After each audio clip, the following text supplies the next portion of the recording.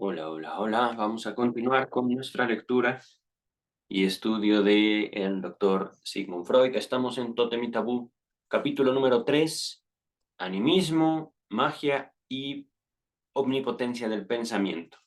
¿Qué es al respecto de esta última palabra, de este último concepto, de esta última cosa, nombrada por el doctor Freud como omnipotencia del pensamiento?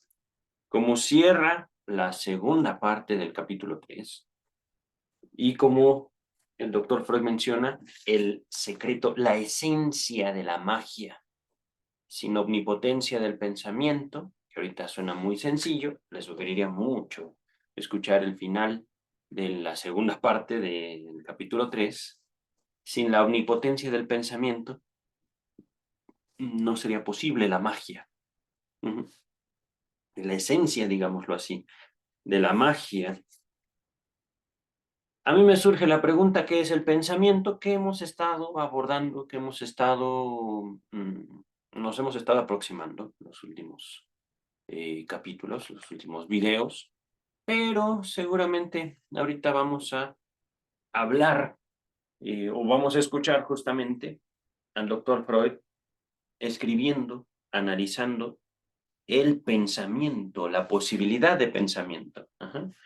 Que ciertamente es importante, no solo para el psicoanálisis, para la psicología, para la filosofía, sino en general. Ujú.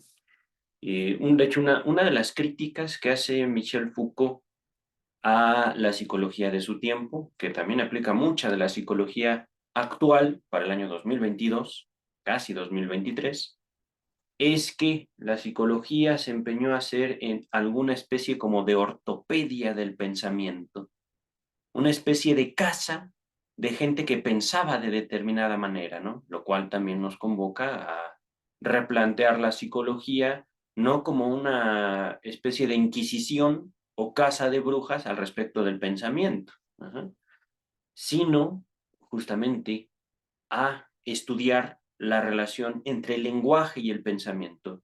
Y este estudio en particular forma parte central de Tótem y Tabú, como nos hemos estado aproximando, desde dos fenómenos que Freud ubica como antecesores de instituciones sociales como la religión. Ajá. Hablando del tótem y hablando del tabú, ajá, nos estamos refiriendo a aproximaciones de culturas primitivas, de culturas naturales, de culturas ancestrales, acerca de, ¿cómo decirlo? Una concepción, una cosmología, ajá, una concepción del mundo, una relación del sujeto con el mundo, de la humanidad con el mundo. Pero, sin más, empezamos. Capítulo número 3: animismo, magia y omnipotencia del pensamiento. Parte número 3. Dice el doctor Freud: he tomado la designación, entre comillas, omnipotencia de los pensamientos, de un hombre de suma inteligencia que padecía de representaciones obsesivas y que luego, de restablecido por un tratamiento psicoanalítico, pudo dar pruebas también de su solidez y razonabilidad. Es decir, aunque no lo parezca, el doctor Freud va a poner a uno de sus pacientes a enseñarnos sobre esta palabra que no se le ocurrió al doctor Freud, sino a un paciente, lo cual también nos pone en evidencia la postura del doctor Freud frente a sus propios pacientes. Es decir, yo los voy a educar, no.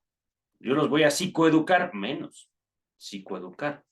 ¿Cómo sabemos que la mente es educable? Porque nosotros somos educados.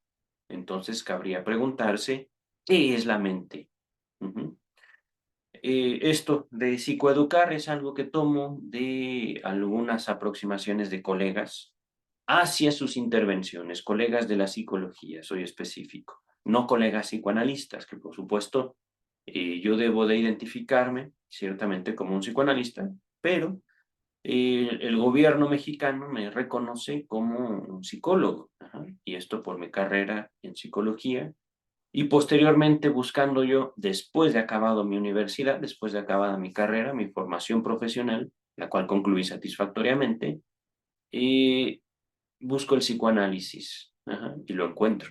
Y un psicoanálisis no institucionalizado, no es una escuela, digámoslo así, especializada. No, no es una especialidad de la psicología, al menos no conforme mi propia concepción. Habrá otras escuelas que sí consideren al psicoanálisis una ultra especialidad de la psicología. Yo no. Yo considero que el psicoanálisis es ciertamente un conocimiento, una ciencia, lo puedo sostener, y sin embargo, una ciencia que aún niños podrían aproximarse, podrían apropiarse. Ajá. Ahorita regreso al texto, dejando un poquito al lado el contexto histórico, social, cultural del psicoanálisis en México para el año 2022, para repetir. Ajá. Designación, omnipotencia de los pensamientos, el doctor Freud lo toma de un paciente. Él, este caballero a mis espaldas, se dejó impactar por el decir de un paciente sumamente inteligente, que después de someterse el paciente, no el doctor Freud no sometió al paciente, ¿no? El psicoanálisis, les puedo compartir, al contrario de las terapias, que he estado en terapias, cognitivo-conductual, etcétera, etcétera, etcétera. Terapia de corte psicoanalítico también he estado, lo separo yo radicalmente de un psicoanálisis que no necesita conceptos. Ajá. No necesitamos decirle al paciente, usted tiene un complejo de Edipo y lo voy a curar de ese complejo de Edipo. No, no. Al contrario de la academia, el mundo funciona sin conceptos. Ajá. Las universidades tratan de transmitirnos conceptos, tratan de hacernos pensar lo que es, entre comillas. Ajá. Y aquí, simplemente, estamos hablando de un contacto entre personas que usan el lenguaje para aproximarse a lo que viven como pueden. Esa aproximación, esa posibilidad de aproximación. Entonces, retomando, omnipotencia de los pensamientos, el doctor Freud tomó esas palabras, tomó esa designación, esa forma de nombrar eso, la esencia de la magia, de un hombre de suma inteligencia que padecía de representaciones obsesivas y que luego de restablecido por un tratamiento psicoanalítico, pudo dar pruebas también de su solidez y razonabilidad. Vamos a dejar para luego el comentario de restablecido por un tratamiento psicoanalítico en esos momentos, 1913. Si bien el doctor Freud se había dedicado al menos los últimos 10 años a un tratamiento constante, esto del tratamiento psicoanalítico que el doctor Freud menciona para el momento había sido una práctica médica, es decir, una práctica hecha por un doctor especialista en neurología, uno en todo el mundo, el doctor Freud. Ajá. Es decir, pudo haber tenido el doctor muchísimos pacientes, cientos de miles si ustedes gustan, pero él era el único que practicaba esa técnica médica, el tratamiento psicoanalítico. Ajá. Hemos estado dando cuenta de qué es eso, qué es el tratamiento psicoanalítico, qué es el psicoanálisis.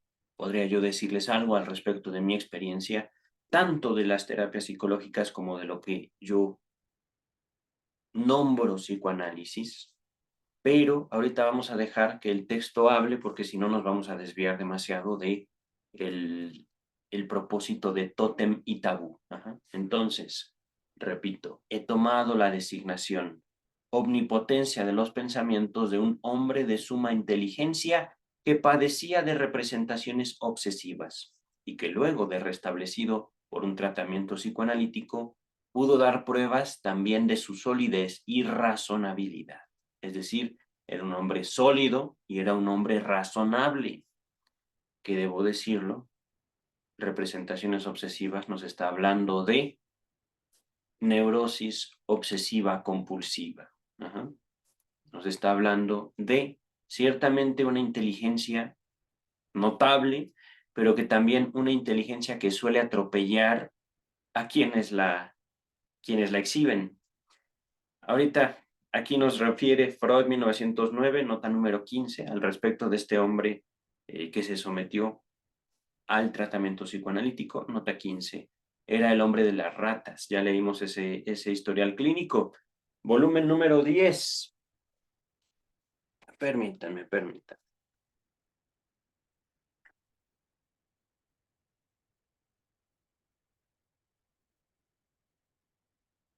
Listo.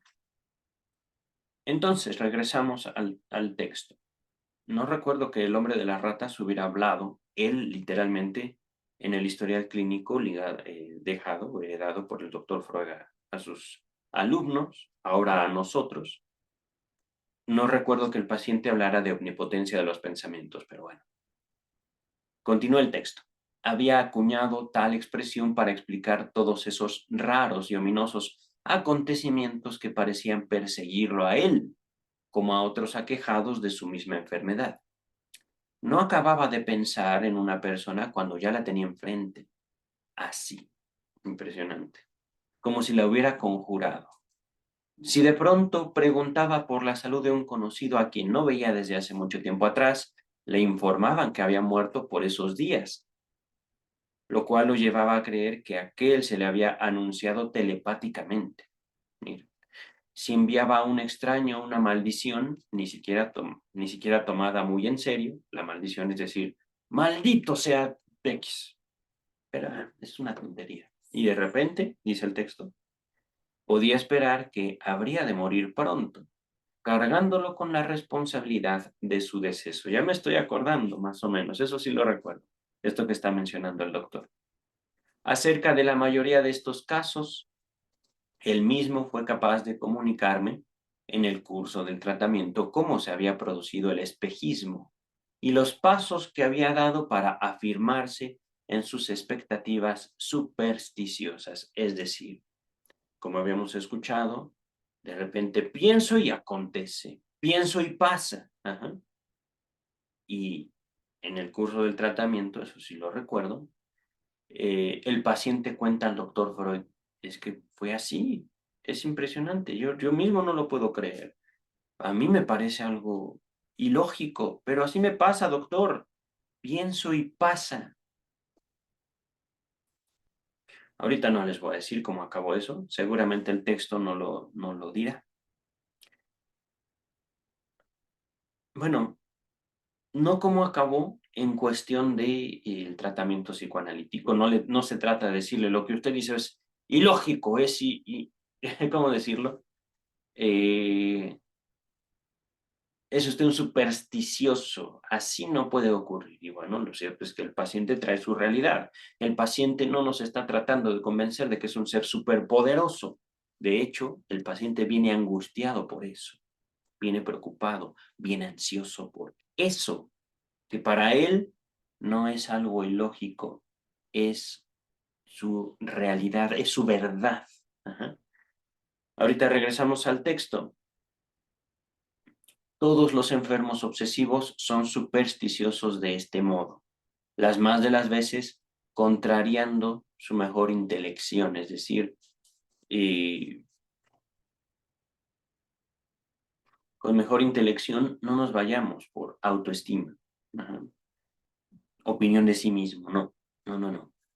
Contrariando su mejor intelección, nota 16, dice el doctor Freud, parece que conferimos el carácter de lo ominoso, entre comillas, a las impresiones que corroborarían, perdón, la omnipotencia de los pensamientos y el modo de pensar animista en general, en tanto que en nuestro juicio ya nos hemos extrañado de ambas creencias. Véase el posterior trabajo, dice Strachey, de Freud sobre lo ominoso, ese está un poco más adelante, no en el texto de Tótem y Tabú, pueden buscar ustedes lo ominoso Freud en Google y les va a aparecer el texto, es otro ensayo. Ajá. No lo hemos leído hasta el momento, lo ominoso, porque es de 1919 y ahorita estamos haciendo un recorrido histórico. Ajá. Pero lo voy a dejar dentro de las referencias para cuando lo leamos, ponerlo aquí. Ajá. Entonces, regresamos al texto principal, simplemente contrariando su mejor intelección, es decir, la lucha del enfermo obsesivo con sus propios pensamientos, voy a usar la palabra pensamiento antes de representación, es una lucha encarnizada. Ajá. Una lucha que termina tomando la mayor parte de su vida y de su capacidad intelectual. Uh-huh. Son gente brillante, es cierto, pero esa brillantez, esa inteligencia, y debo decirles, también alrededor de la palabra inteligencia se han creado mitos para el año 2022, hablando de los tótems, hablando del tabú. Inteligencia artificial, vaya, es que, miren, ¿cómo puede haber inteligencia si ustedes que me escuchan y yo somos diferentes? Ajá. ¿Acaso una máquina con inteligencia artificial puede comer? Seguramente podrá tener procesamientos de datos. Ok, podrá hasta cierto punto manifestar esos datos en un lenguaje, pero ¿puede una inteligencia artificial concebir la experiencia de una caricia, de un deseo? Al respecto de la inteligencia artificial es justamente la forma en la cual, como cultura, como sociedad, para el año 2022, nos hemos aproximado al procesamiento de datos. Pero, aun si yo fuera muy inteligente, actuando yo en su lugar de ustedes, podría ser yo ser un completo idiota. Ajá. Y lo mismo podríamos aplicar. Ustedes, no dudo de su inteligencia, pero no podrán tomar las decisiones que me tocan a mí, porque no son yo. Uh-huh. Es una cuestión muy, muy particular lo de la inteligencia. Por eso digo, es un mito del año 2022. Es un mito científico, vale la pena decirlo. Los científicos dicen, inteligencia, yo quiero eso, y él lo tiene, él no lo tiene, él no lo tiene, no, es un tonto, es un tonto. Te falta inteligencia. Lo cierto es que esos tontos que llamamos así, que descalificamos así por nuestra gran cultura y civilización, tienen su particular forma de ver la vida, de vivir la vida, de ajustarse a las demandas que la vida les impone a ellos. Pero regresamos al texto. ¿Ya? Ya después de esto de su mejor intelección, es decir, el reclamo que hace la neurosis obsesiva a la vida de los obsesivos. Dice el doctor Freud, la pervivencia de la omnipotencia de los pensamientos nos sale al paso con la mayor nitidez en la neurosis obsesiva. En ella están más próximos a la conciencia los resultados de este primitivo modo de pensar. Miren, antes de continuar, recordemos, el doctor Freud se aproximaba a este fenómeno que él conocía como neurosis. Ya saben, este bla, bla, bla mío. Ajá. La neurosis ahorita no existe, pero no porque no se presente en la vida, sino porque los órganos médicos especializados, médicos, no psicológicos. Ajá.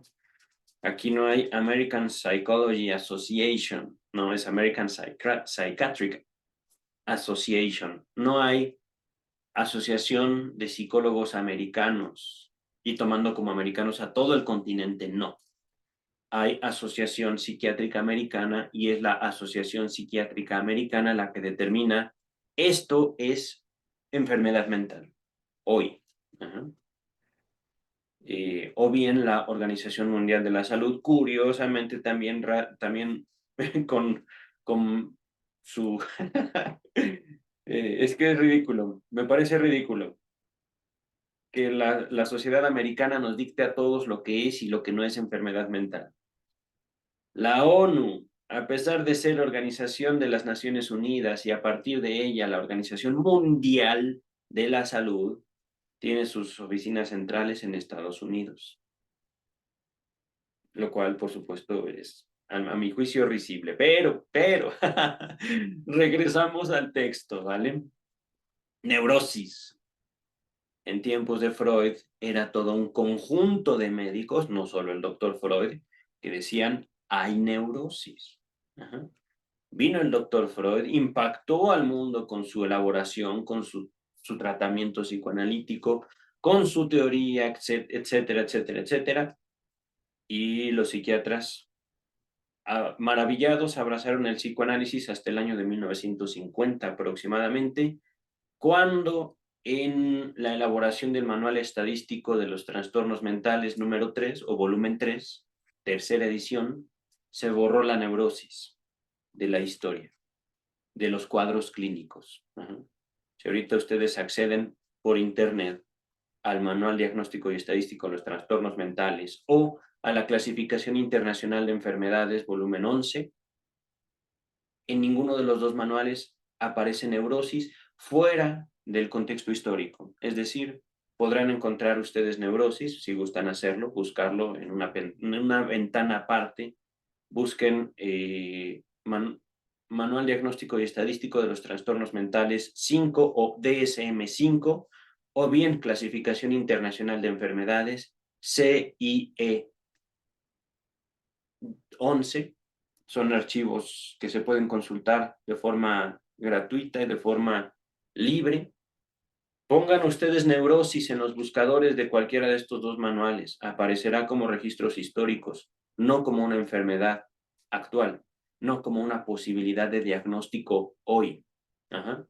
Entonces, una broma, un chiste que hice con ustedes, perdón, en videos pasados, fue que mágicamente nos curaron de neurosis. No existe. Oh, ya no tengo neurosis. Soy genial. Gracias. Gracias, clasificaciones norteamericanas, por hacerme libre de neurosis. Pero ahora tengo otras cosas, ¿no? Y ustedes también. Es algo muy curioso. ¿Cuántos psiquiatras realmente son, entre comillas, sanos mentalmente? Bueno, ya, no voy a ser más crítica a la salud mental. Vamos al texto, ¿vale? Porque en serio, podría pasarme aquí horas y horas hablando de la historia de la salud mental. Pero, regresamos al texto. Estaba Freud hablando de que entre la neurosis obsesiva y el pensamiento primitivo, hay una relación muy estrecha. Pero debemos guardarnos de ver en esto un carácter singular de esta enfermedad, de la neurosis obsesiva. Pues la indagación psicoanalítica descubre lo mismo en las otras neurosis. Antes de continuar, histeria y me parece también paranoia. No estoy muy seguro de la paranoia. Ahorita dejémoslo en histeria. Continúa el texto. En todas ellas, lo decisivo para la formación de síntoma no es la realidad objetiva del vivenciar, sino la del pensar. Fíjense, aquí el doctor Freud está siendo muy específico. En toda neurosis, y así podemos nosotros notar la existencia real de las neurosis. Me río porque la psiquiatría se encerró en una burbuja ella solita a partir de la obra de este caballero a mis espaldas. Me río porque la psiquiatría vive en su neurosis de que no existe neurosis, que realmente se puede hacer hasta un comportamiento psicótico. No es cierto, no es cierto, no hay neurosis. Bueno, pues no hay ya. ¿Cuál es el problema? Son palabras, psiquiatras. Son palabras que usamos para nombrar algo. Y en este caso, la neurosis nombraba, repito, una particular relación del sujeto con su pensamiento. Una particular relación intensísima del sujeto con su propio pensamiento, en sentido del carácter obsesivo. Es decir, para ponerles el ejemplo de cómo un obsesivo se relacionaba con sus pensamientos, eso no puede ser así. No. Para que eso no ocurra, tengo que hacer aquello. Tengo que. Estoy siendo muy general. Hablemos, por ejemplo, de la culpa. El obsesivo, una observación de mi propia clínica, se va a imponer al pensamiento religioso. El obsesivo podrá tener toda la historia de cualquier iglesia como nada y hacer sus propios mandamientos y generarse culpa por tomar agua, por ponerles un ejemplo. Regresamos ahorita al texto. Recuerden eso. Aquel a quien se le impone su pensamiento, en mucho de esto contribuye el deseo que ese pensamiento trata de ocultar. Sexualidad humana, queridos, queridas, queridos. Lo mucho que le influye a una persona su propio pensamiento, ahí podemos dar cuenta de la presencia de las neurosis, histeria y neurosis obsesiva. Neurosis histérica, neurosis obsesiva. Ahorita regresamos al texto. Los neuróticos viven en un mundo particular, en el cual, como lo he expresado en otro lugar, solo tiene curso la, entre comillas, moneda neurótica. Vale decir que en ellos solo es eficaz lo pensado con intensidad, lo representado con afecto, mientras que es accesoria, es decir, una cosita de nada, una cosita de nada, su concordancia con la realidad objetiva exterior. Una cosita. El mundo para los neuróticos es una cosita indiferente que bien pueden tirar como un moco, dejar de pensar como en un pedo, así. Ah, sí, el mundo, así. Nota 17 me la salté para no cortar la idea del doctor Freud. Como lo he expresado en otro lugar, solo tiene curso la moneda, solo tiene en importancia para el neurótico la moneda neurótica, el pensamiento. En nota 17, véase formulaciones sobre los dos principios del acaecer psíquico. Ese texto ya lo tenemos. Felicidades por nosotros. Permítanme formulaciones sobre los dos.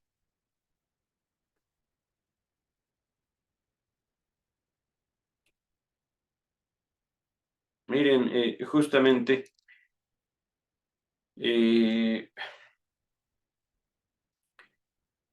cuando nosotros nos acercamos al pensamiento como un evento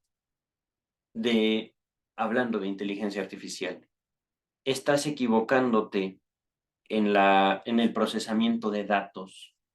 Tienes pensamiento irruptivo, tienes pensamiento ilógico. Estamos nosotros, ciertamente, y de forma directa lo diré, atacando al otro. Ajá. Estamos señalando ¿cómo decir? Una experiencia viva como tonta, como ilógica. No nos preocupamos por cómo se configuró, no, simplemente, yo estoy bien, tú estás mal. Pero esa es la crítica central, mi punto central sobre la salud mental. Ok, supongamos que hay salud mental y esa salud mental no se determina por el sufrimiento que alguien puede estar ocurriendo, se determina por exámenes. Ajá. Yo hago mi examen, pum, pum, pum, pum, pum, ansioso, depresivo, X, Y o Z. Si aplicáramos esos exámenes a quienes aplican los exámenes, toda la humanidad saldría con enfermedad mental. Entonces, ¿en dónde está la salud mental? ¿Quién es sano mentalmente? ¿Solo Buda? No. ¿Cristo? Tampoco. Nadie. Mahoma, tampoco, ¿no? No estoy aquí atacando a los líderes, a los íconos religiosos, no. Estoy aquí cuestionando la función, el uso de la salud mental. Ajá. No se trata en todo caso tampoco de desconocer el valor y la importancia, la función de la psiquiatría, no. Simplemente buscarla colocar en una posición justa para el mundo, para los pacientes. Los pacientes se angustian de ser diagnosticados. Muchos pacientes incluso atentan en contra de su propia vida después de ser diagnosticados porque no hay cura para ninguna enfermedad mental, no hay cura. Y ciertamente también aquí se involucra el doctor Freud. Un restablecimiento, estamos escuchando, un restablecimiento, no dijo lo curé, se curó, no, se restableció, se replanteó el paciente a sí mismo, él, el enfermo, se hizo a sí mismo un replanteamiento, no vino de él. Sí, justamente el doctor Freud planteó el tratamiento psicoanalítico, pero no como, digámoslo así, te voy a curar de ti mismo, que por cierto he estado escuchando esta canción de Aurora, Cure for Me me parece. No necesito una cura para mí, de mí para mí, ¿se entiende? Ahorita regresamos al texto.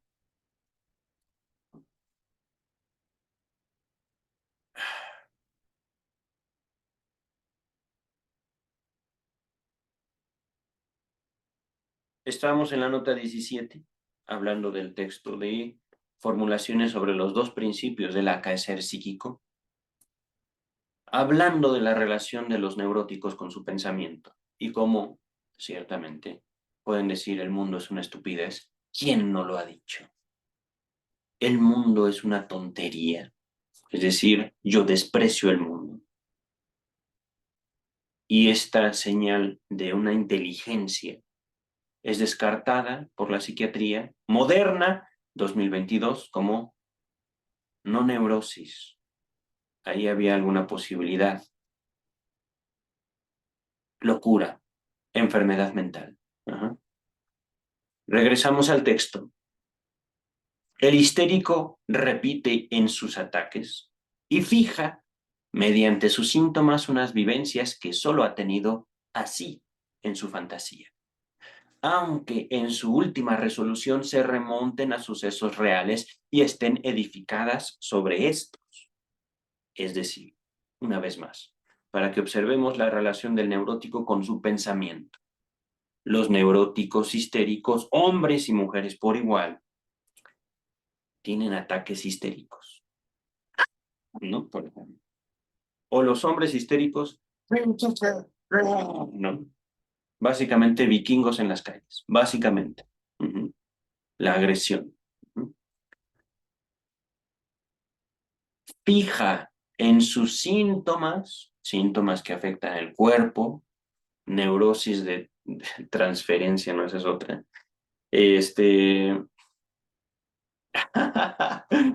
Síntomas, ay, cómo se dice? Del cuerpo, corporales, somáticos, psicosomáticos.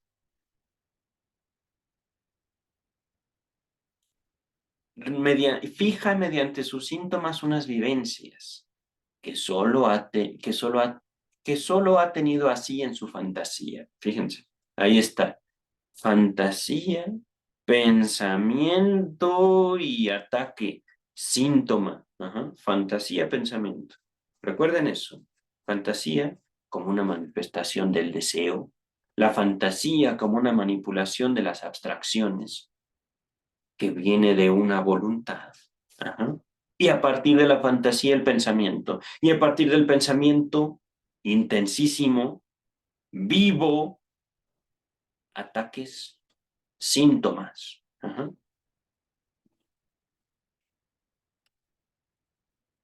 Aunque en su última resolución se remonten a sucesos reales y estén edificados sobre estos. Hace poquito circulaba en TikTok el video de una mujer en el Aeropuerto Internacional de la Ciudad de México, totalmente fuera de sí. Había perdido su vuelo y se metió literalmente a la, ¿cómo se llama? Eh, vaya, atrás de los aparadores donde era atendida y empezó a destruirlo todo. Ujú. Más allá de decir, es una histérica neurótica que necesita psicoanálisis. No, no, no, no nos vayamos por eso. Eh, es un ejemplo ciertamente de una agresión de una mujer. Ajá. Un acto violento, ujú, que toma lugar en un momento particular, por excitaciones justamente. Pero ese es el punto. Excitaciones, perdió el vuelo, podríamos decir, incluso, ¿por qué no? Tal vez ella fue objeto de tratos que percibió como ataques, agresiones hacia sí misma y ¡pum! Explotó. Ajá. Estoy aproximándome a un evento real, ¿no? El punto es no, ¿cómo decirlo? No descartar también el contacto con lo real, que ciertamente es disminuido, es hecho menos por los neuróticos. Ajá.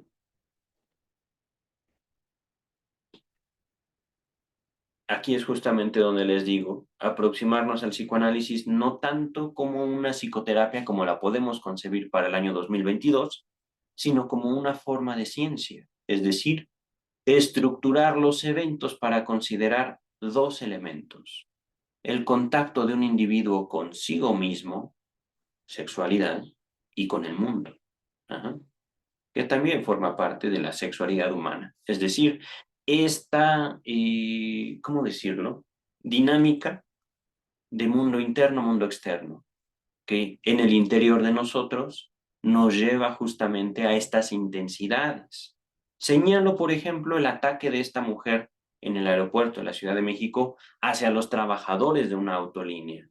Autolínea no es aerolínea. Señalo esto justamente como la intensidad. Ajá.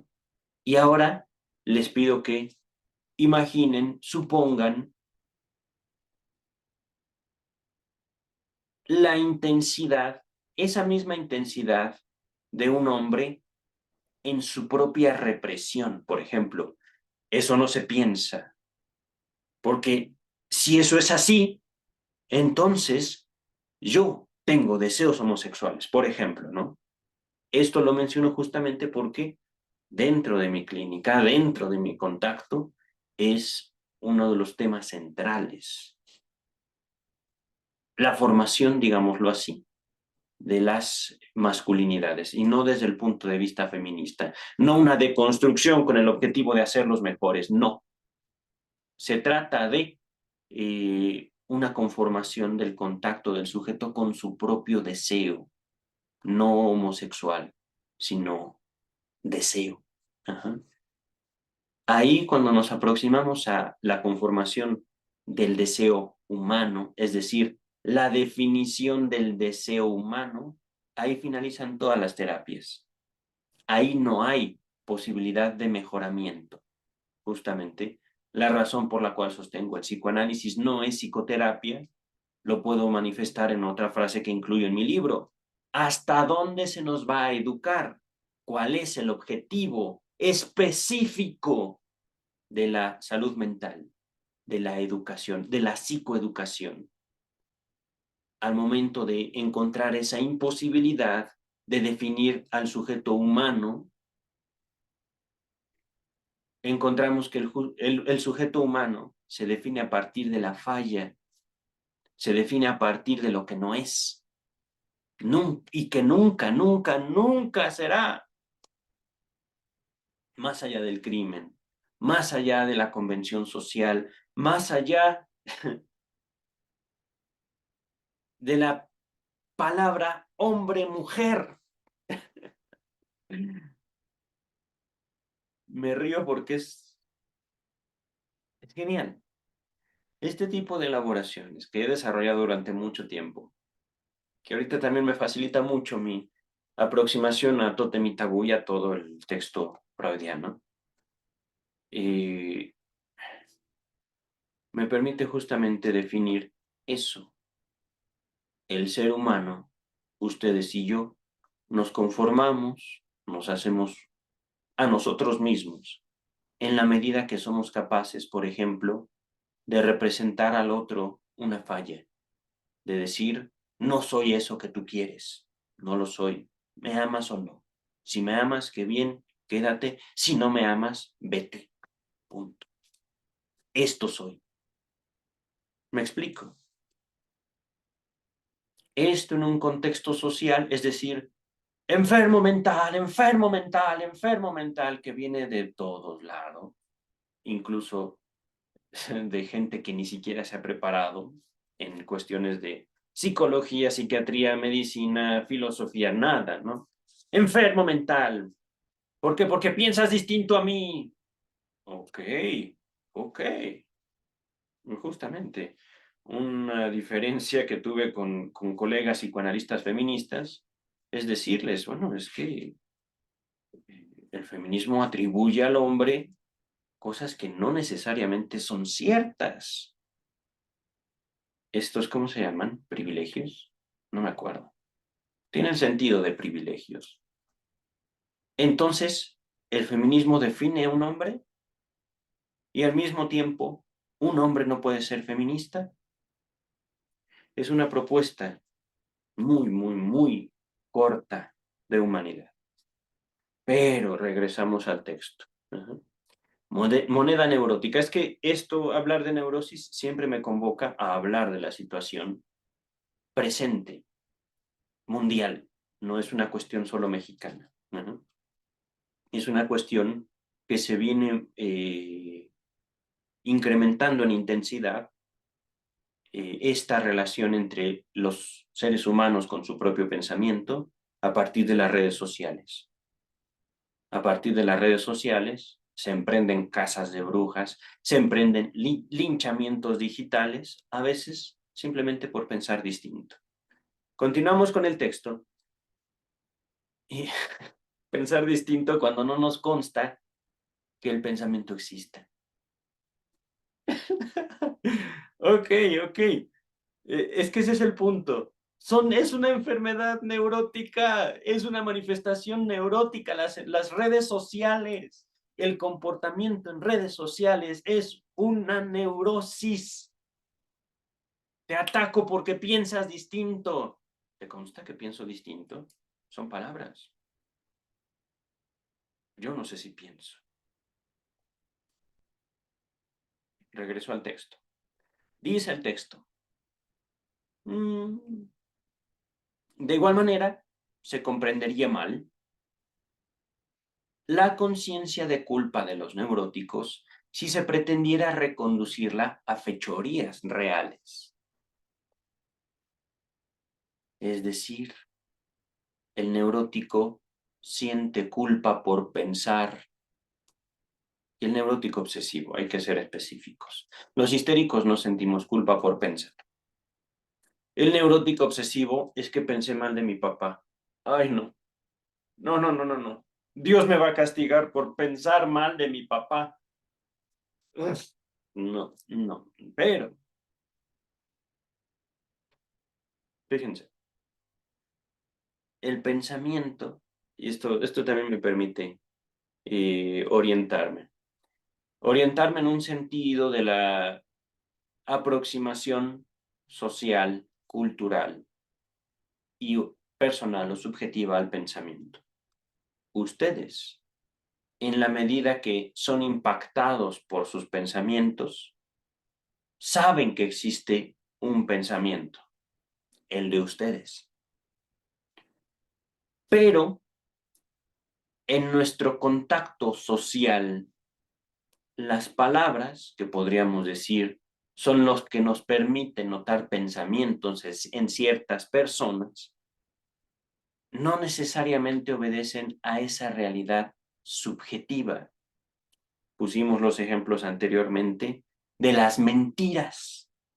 Yo podría decir algo que no es verdad. Yo podría decir, tengo un perrito dálmata. Ajá. Pero ustedes conocen a mi perrito. No sé si se alcance a ver. A ver. ¿Se aparece mi perrito? No, no aparece. Aparece su lomito nada más, sus orejitas. Está aquí abajo. El panzón está dormido. Podría yo decirles, tengo un perro dálmata, cuando no es verdad. Podría yo decirme a mí mismo, es que soy mm, ándale, ya me topé con una pared, ya me topé con una represión. Soy el hombre más guapo del mundo. Podría decírmelo a mí mismo. Ajá. Y al mismo tiempo, no es verdad. Yo no soy el más guapo. ¿Cómo te atreves a pensar eso de ti? La culpa viene absolutamente por cualquier cosa. Cualquier cosa, por supuesto. Que el sujeto no se permita a sí mismo. La pregunta es, ¿por qué no te permites eso? Un vaso de agua, halagos. Es que me quieren tomar la cara de tonto, me quieren engañar diciéndome que soy guapo. Es su criterio, es su experiencia, eso le provocas, es la realidad de ella o de él, no sé. Pero en cuestiones, digamos, de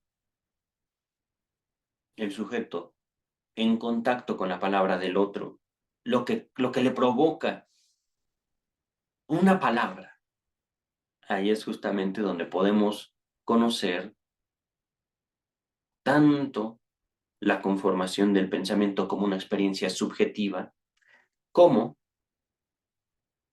el deseo que trata de ocultar ese pensamiento.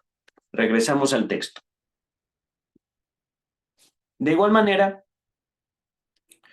repito, se comprendería mal la conciencia de culpa de los neuróticos si se pretendiera reconducirla a fechorías reales. Un neurótico obsesivo puede estar oprimido por una conciencia de culpa que convendría a un redomado asesino. No obstante, ser, ya desde su niñez, el más considerado y escrupuloso de los hombres en el trato con sus prójimos. Es decir, el obsesivo es un ser considerado, escrupuloso, detallista, lindo. Pero para sí mismo, él, por pensar mal de su papá, mi papá es tontito, mi papá es un poquito descuidado, eso ya es un pensamiento de muerte. Y para él mismo será un asesino. No ha hecho mal a nadie, no ha matado una mosca, ni una hormiga, ni una cucaracha, pero para él mismo, él será un asesino digno de los más cruentos castigos. Realidad subjetiva, imponiéndose a la realidad objetiva, palpable, una ley antes de la ley. Pero eso es una elaboración mía, luego hablamos. Continúa el texto. Sin embargo, su sentimiento de culpa tiene un fundamento.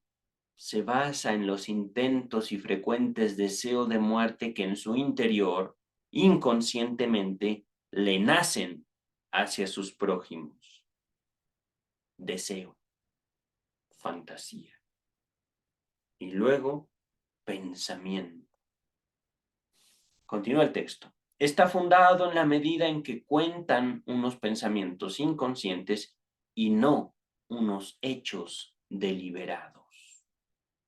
Aquí acuérdense de una cosa. Hasta cierto punto, el inconsciente funciona como el pensamiento típico. El pensamiento consciente. Hasta cierto punto. El chiste es que nosotros no nos damos cuenta. El chiste es que un no para nosotros de adultos puede convocar fantasías, deseos que no conocimos de asesinato, de muerte, sin tener necesariamente que ser nosotros asesinos en la realidad. Y sin embargo, para el neurótico, el deseo es lo efectivo, el deseo es lo real. Aquí aproximándonos un poquito a Lacan, un poquitito. Ajá. Y uso lo real no conforme al desarrollo lacaniano, sino conforme la palabra literal. El deseo es lo real, el pensamiento es lo real. Ajá. Ahorita regresamos al texto. Justamente, miren. Así, la omnipotencia de los pensamientos, la sobreestimación de los procesos anímicos en detrimento de la realidad objetiva, es decir, aplastando la realidad, demuestra su eficacia sin limitación alguna en la vida afectiva del neurótico y en todas las consecuencias que de esta vida afectiva parten. Pero si se lo somete al tratamiento analítico, que le hace consciente lo en él, en el neurótico, inconsciente, no podrá creer que los pensamientos son libres y temerá siempre manifestar malos deseos, como si exteriorizándolos, hablando de ellos, no pudieran menos que cumplirse.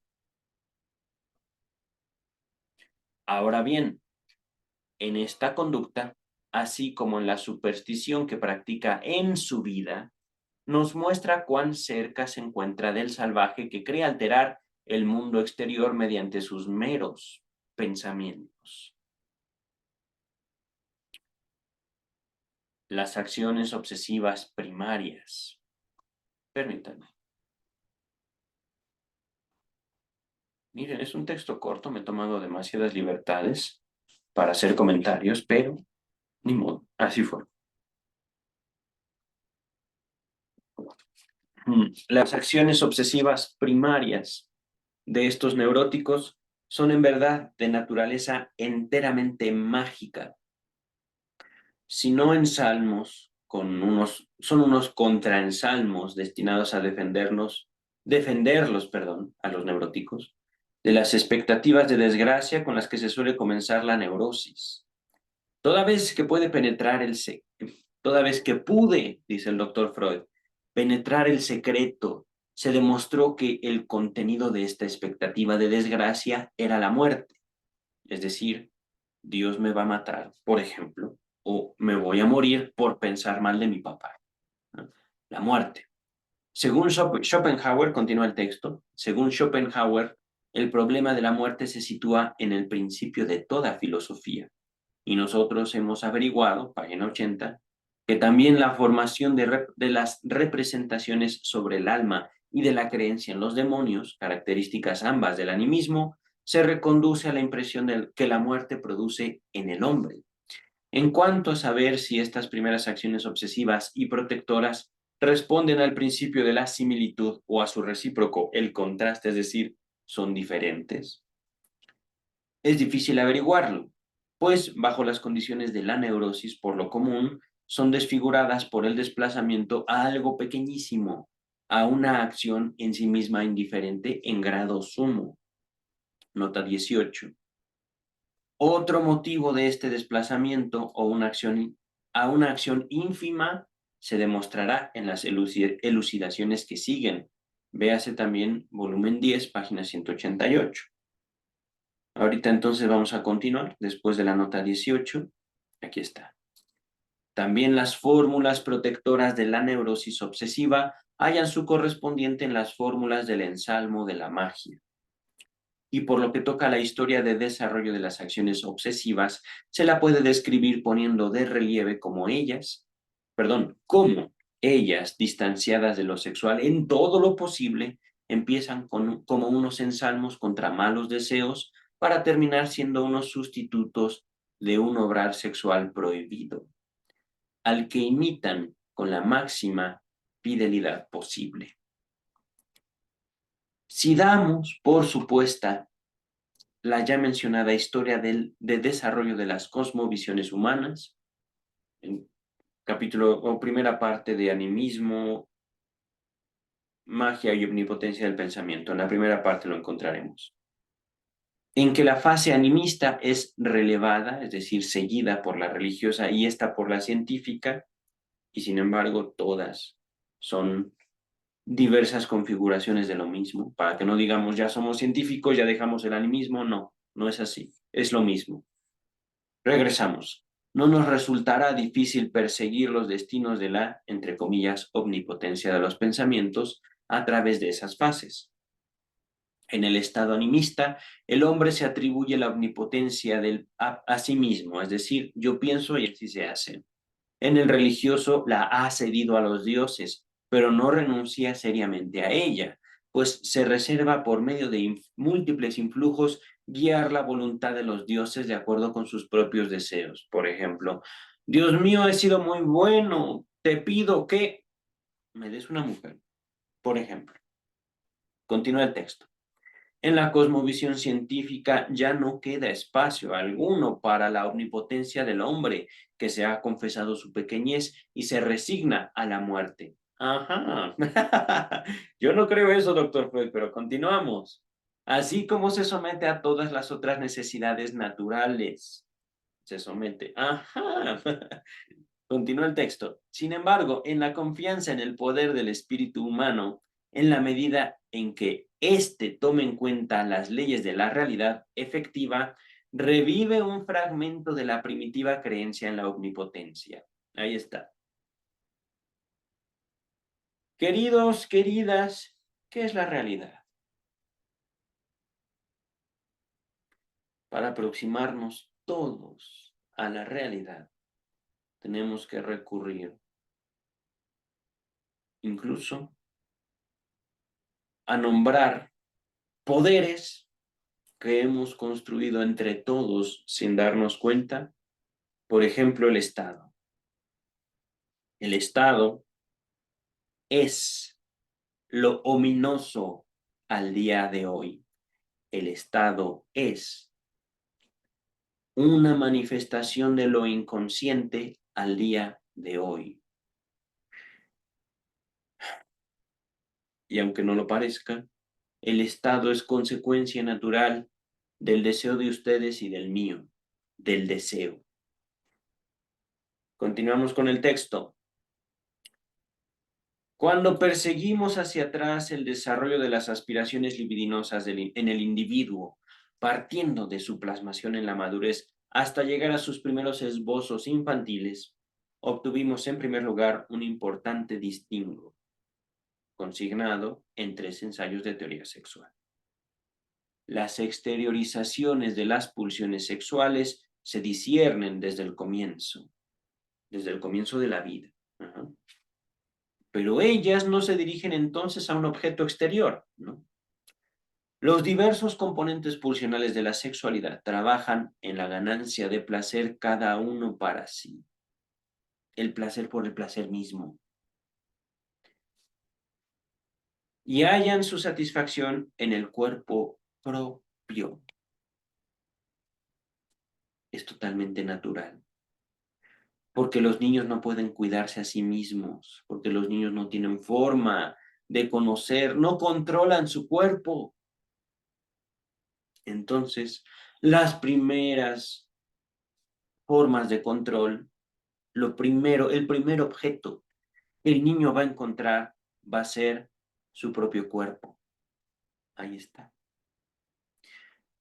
Ese estadio recibe el nombre, dice Freud, de autoerotismo, se destaca esa palabra, y es relevado por el de la elección de objeto, es decir, yo pasé de amarme a mí mismo a amar al otro, pero no dejé de amarme a mí mismo. Por eso no podemos hablar, y esto en el sentido también de que, oh, somos científicos, somos avanzados. No, no podemos prescindir ni del animismo, ni de la religión, ni del otro, ni de nosotros mismos, en esta relación con lo real, con la realidad. Continuamos con el texto. Al avanzar el estudio, se demostró ser adecuado y aún indispensable intercalar entre esos dos estadios un tercero, o si se requiere, descomponer en dos el primer estadio, el del autoerotismo. En ese estadio intermedio, cuya significatividad se impone cada vez más a la investigación, significatividad es importancia, es decir, esto es importante. Las pulsiones sexuales antes separadas se han compuesto en una unidad y también han hallado un objeto, pero este objeto no es uno exterior, ajeno al individuo, sino el yo propio, constituido en esa época. Es decir, he ahí el nacimiento de la concepción freudiana del yo, la unión de las pulsiones parciales, una identidad, lo que yo quiero, lo que quiere mi brazo, lo que quieren mis ojos, lo que quiere mi boca, lo que quieren mis miembros, ¿no? Mis yo. Continúa el texto.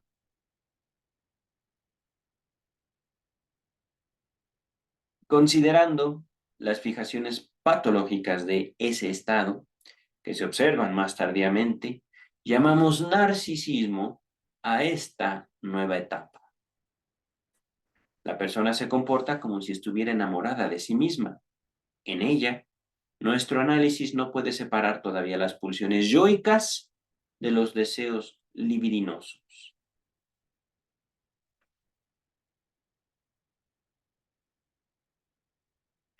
Wow. Quiero hacerles notorio esta frase. Nuestro análisis no puede separar todavía las pulsiones yoicas de los deseos libidinosos. Libido. No voy a entrar ahorita en detalle porque ya me estoy cansando y tenemos todavía página y media por trabajar. Aunque todavía ya trabajamos todos 3 ensayos, que por cierto no lo incluí ahorita en las referencias. Antes de continuar, 3 ensayos. Ahí está. Aunque todavía no nos resulte posible trazar con la precisión suficiente una caracterización de este estadio narcisista en el cual las pulsiones sexuales hasta ese momento disociadas se conjugan en una unidad y el yo es investido como objeto, vislumbramos desde ahora que la organización narcisista nunca se resigna del todo. Repito, nunca dejamos el narcisismo.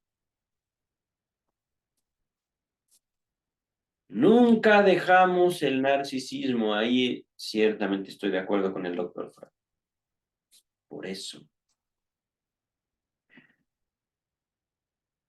Por eso, la mayor, y esto no es crítica, esto es una realidad. Por eso mi trabajo acerca de la salud mental no es para decir, ya no hay más psiquiatras, no, no es así.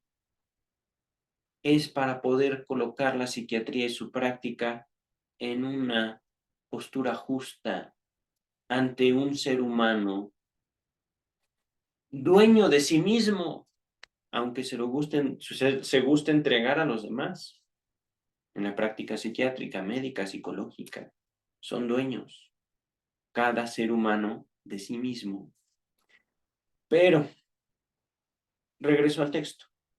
En el ser humano permanece narcisista en cierta medida, aun después que haya hallado objetos externos para su libido.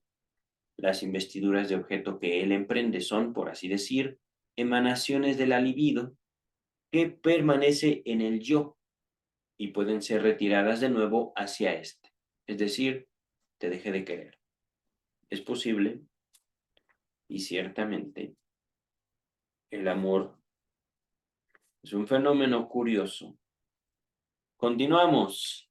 Los estados de enamoramiento psicológicamente tan asombrosos y que son los arquetipos normales de la psicosis. ¡Oh! Corresponden al máximo nivel de estas emanaciones comparado en el nivel del amor al yo. ¡Ah! Fíjense, ¿qué es la realidad? La realidad es que el amor existe. La realidad es que aunque no nos guste, amamos. Y cuando amamos, el mundo deja de tener importancia. Nuestro mundo es el objeto amado. Entonces, nuevamente, la salud mental atenta no solo en contra del individuo, sino en contra del amor. Y sin amor no hay necesidad de buscar. No hay lazo social, no hay economía, no hay Estado, no hay religión. Sin el amor no hay nada de esto. Sin el amor, la vida no tiene sentido.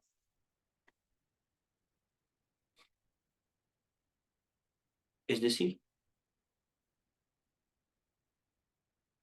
a pesar de que el doctor dice, los estados de enamoramiento psicológicamente son tan asombrosos y que son arquetipo, es decir, podemos entender la psicosis, la peor enfermedad mental, de acuerdo a los manuales presentes, actuales. ¿Qué pasó, chiquitín? ¿Alguien pasó en la ventana? La psicosis es el arquetipo del amor. He ahí, arquetipo, modelo, forma. El enamoramiento, la psicosis. Hablaremos otro día de psicosis, ahorita no. Pero, ¿quieren ustedes condenar? ¿Quieren ustedes perseguir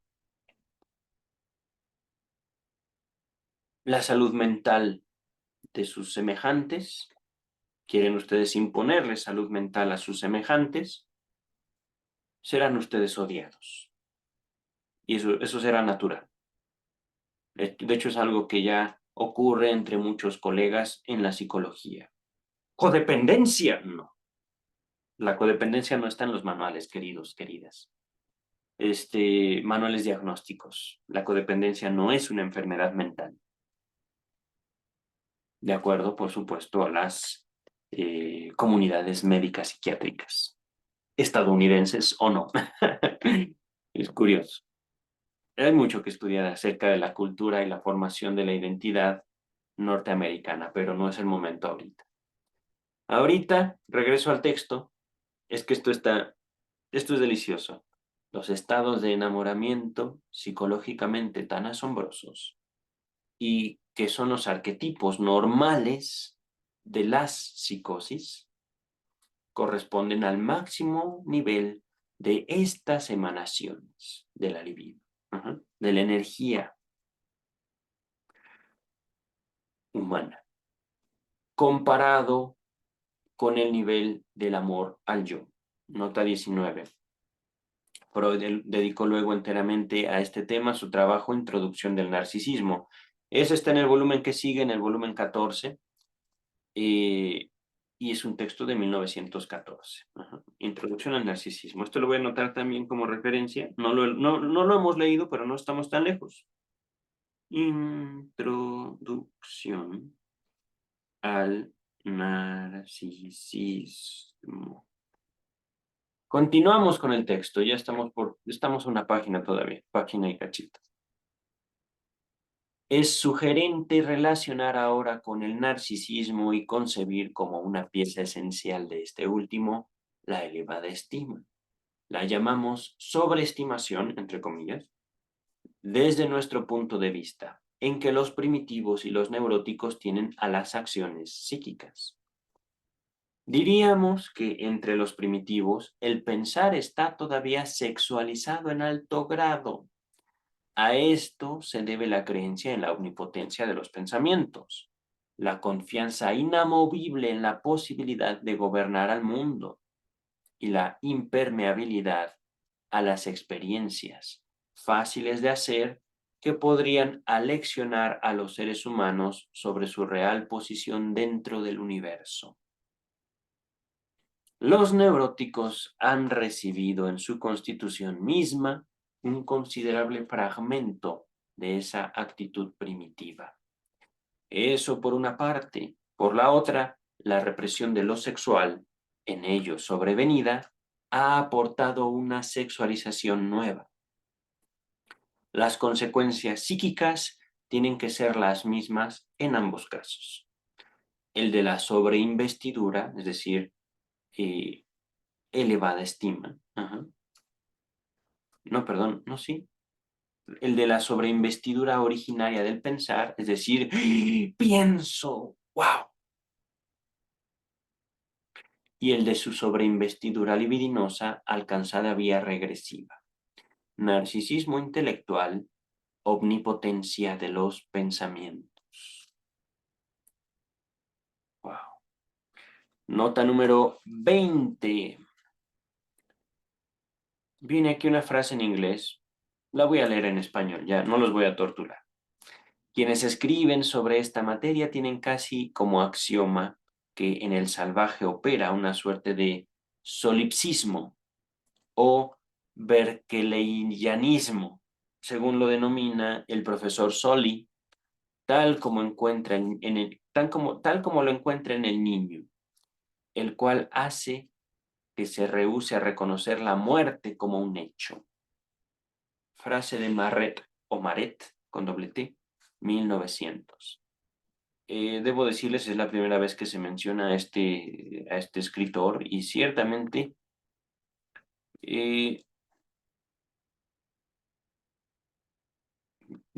viene un poco conforme a la identidad del texto, conforme a la idea que venimos estudiando, rastreando, pero no sé por qué no fue incluida en el texto principal.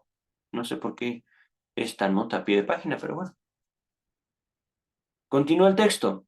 Si nos estuviera permitido ver en la demostración de la omnipotencia de los pensamientos entre los primitivos un testimonio del narcisismo, podríamos atrevernos a comparar los estadios del desarrollo de la cosmovisión humana con las etapas del desarrollo libidinoso del individuo. Entonces, así en el tiempo como en su contenido, la fase animista correspondería al narcisismo, la religiosa a aquel grado de hallazgo de objeto que se caracteriza por la ligazón con los padres, y la fase científica tendría su pleno correspondiente en el estado de madurez del individuo que ha renunciado al principio de placer y bajo adaptación a la realidad, busca su objetivo en el mundo exterior. Doctor Freud, ahí sí no estoy de acuerdo. Pero, nota 21, ahorita les hablo de mi diferencia con el doctor Freud, solo consignaremos aquí que el narcisismo originario del niño es decisivo para concebir el desarrollo de su carácter y excluye el supuesto de un primitivo sentimiento de inferioridad en él, como había afirmado Alfred Adler, un discípulo del doctor Freud, en 1914. Entonces, la diferencia que tengo con el doctor Freud en este punto, la fase científica, es ciertamente una intención del doctor Freud de también ilustrar la posibilidad de conocer a alguien, relacionar la ciencia con el amor. Ok, es algo noble de parte de usted, querido doctor Freud, pero el individuo, repito, la fase científica tendría su pleno correspondiente en el estado de madurez del individuo, es decir, seamos científicos, que ha renunciado al principio de placer, es decir, vamos a considerar la posibilidad de un otro. Y sin embargo, fíjense, no podemos, ni ustedes ni yo, abandonar el principio de placer. Jamás. Habiendo amado, y es parte de mi propio análisis, habiendo amado, pude encontrar placer en el placer de ella.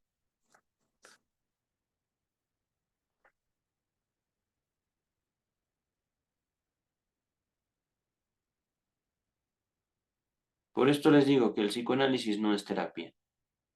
Estas palabras no las tenía pensadas, no las tenía calculadas, mucho menos encontrarme con esta elaboración mía en Tótem y Tabú.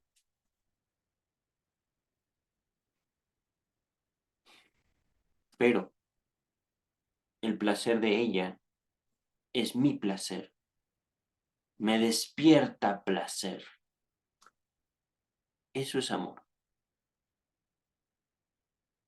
Y hablando ahorita desde un amor heteronormativo. Pero hablemos de un amor de un padre hacia un hijo, hacia una hija. Su felicidad es mi placer. Su seguridad es mi placer. Su alegría es mi alegría. Ajá. Y por supuesto, de parte de un padre que ama, porque también hay padres que no aman. Es que ese es el punto, queridos, queridas. No todos los seres humanos pueden amar, no todos. Si yo, y esto es también importante y curioso, si yo noté en mí la posibilidad de amor, fue antes del psicoanálisis. El psicoanálisis me permite hacer este tipo de elaboraciones y presentarles a ustedes que me escuchan la posibilidad de concebir una humanidad que podría no amar. Ahí está el papel del psicoanálisis en mí, no una terapia. No un, gracias a mi terapeuta soy mejor persona. No, no. Porque también, hablando de realidad, aquellos que aman van a matar a cualquiera que atente en contra de aquellos que aman. Eso es real.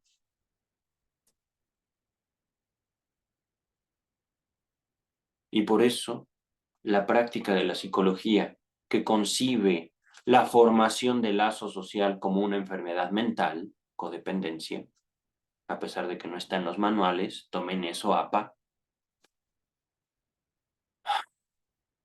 conlleva a un descrédito hacia la disciplina psicológica en general.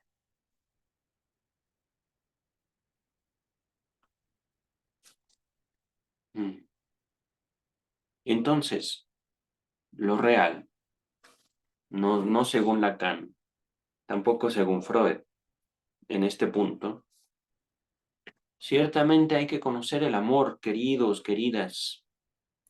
Hay que conocer que el amor ciertamente nos permite, nos forma, y esto no sin individuo, esto no sin placer, esto no sin un usufructo, goce de mí por mí, de ustedes para ustedes.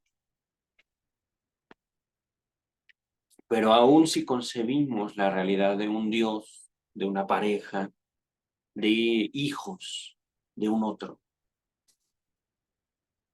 no dejamos de amarnos.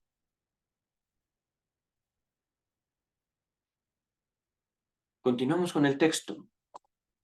Solo en un ámbito, el del arte, se ha conservado la, entre comillas, omnipotencia de los pensamientos, también en nuestra cultura. Únicamente en él sucede todavía que un hombre devorado por sus deseos, wow, qué fuerte, proceda a crear algo semejante a la satisfacción de esos deseos y en ese jugar provoque, merced a la ilusión artística, unos afectos como si fuera algo real y objetivo. Con derecho se habla del ensalmo, del arte, y se comparte, y se compara al artista con un ensalmador. Pero ¿acaso esta comparación sea más sustantiva de lo que ella misma pretende? El arte, que por cierto no empezó como una frase en francés, el arte por el arte. Esto lo estoy traduciendo.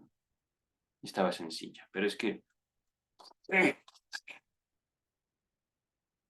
el arte, que por cierto no empezó como el arte por el arte, estaba en su origen al servicio de tendencias que hoy se han extinguido en buena parte. Entre ellas cabe conjeturar toda clase de propósitos mágicos. Nota número 22. Y con esta terminamos. Una nota larguísima. En fin, gracias, doctor Freud. Pero, pinches notas. Pinches.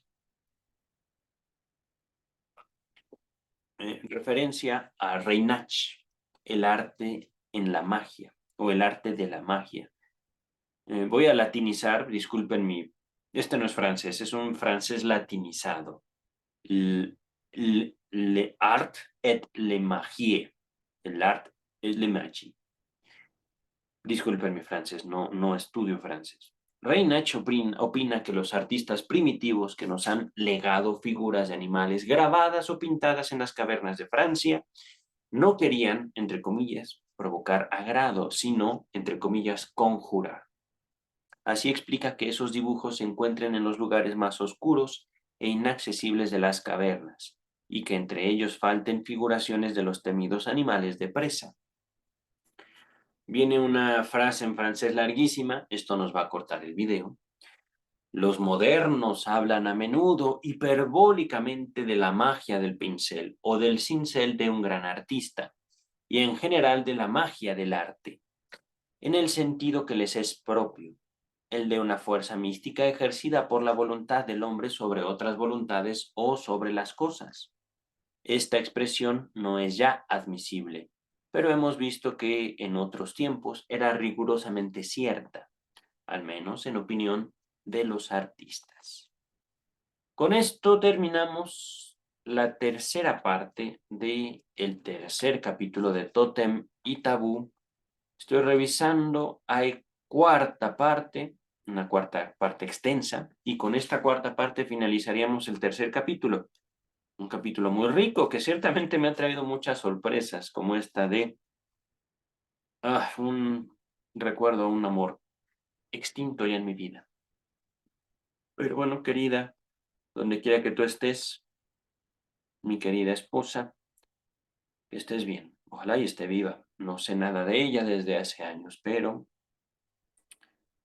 aquella mujer que fue mi esposa, sin duda, el acto de amar, permítanselo.